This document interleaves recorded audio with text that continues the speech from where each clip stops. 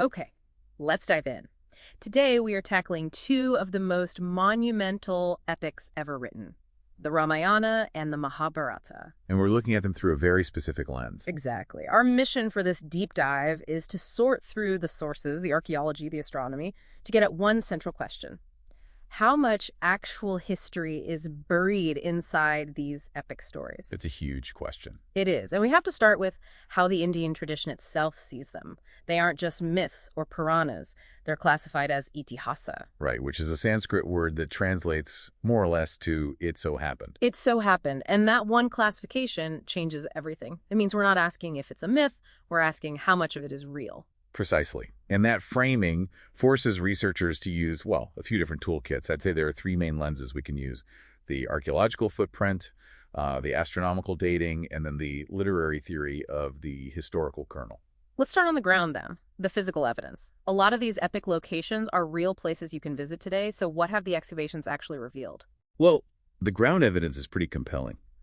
For the Mahabharata, sites like Hastinapura, Indraprastha, which is basically modern Delhi and Mathura, all show this consistent link to something called the painted grayware culture. The PGW culture. The PGW culture, yeah.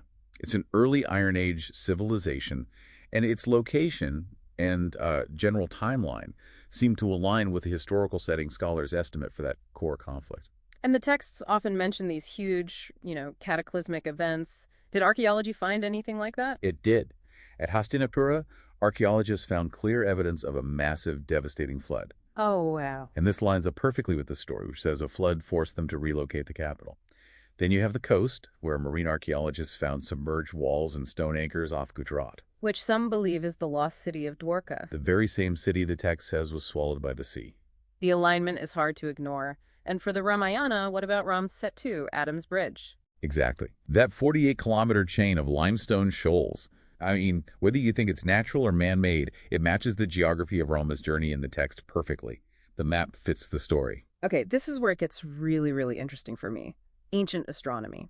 The epics have these incredibly specific descriptions of the planets and stars for big events, almost like celestial timestamps. That's a great way to put it, celestial timestamps. So modern researchers use what's called archaeoastronomy software. They plug in those planetary arrangements. And the software back calculates the date. It tries to, yeah.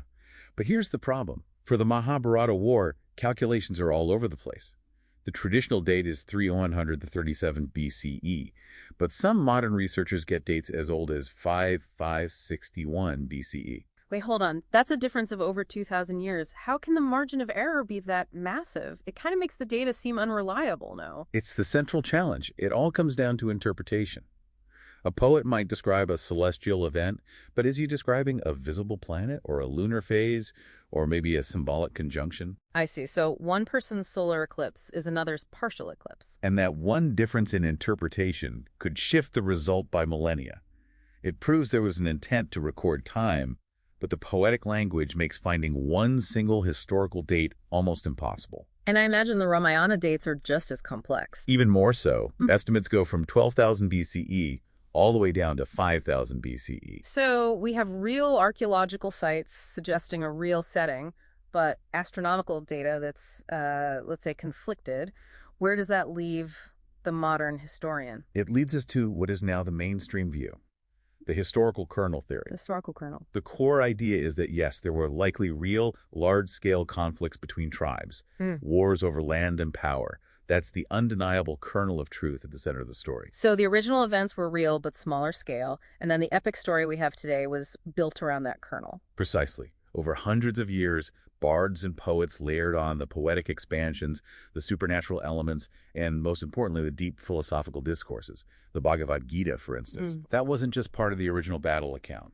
It was woven in to transform a chronicle of a war into a moral and spiritual instruction manual for everyone. So at the end of the day, you're really left with three different viewpoints. There's the traditional view, which is absolute history. Then the academic or scientific view, which is semi-historical, that kernel of truth. And finally, the skeptical view that it's all pure allegory. And I think most people find a balance there.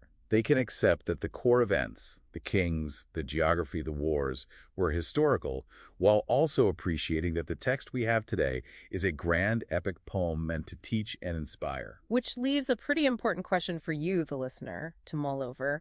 If these texts are classified as itihasa, it so happened, how does something like the Bhagavad Gita change things? Does that deep philosophical layer enrich the historical truth, or does it distract from that simple historical kernel?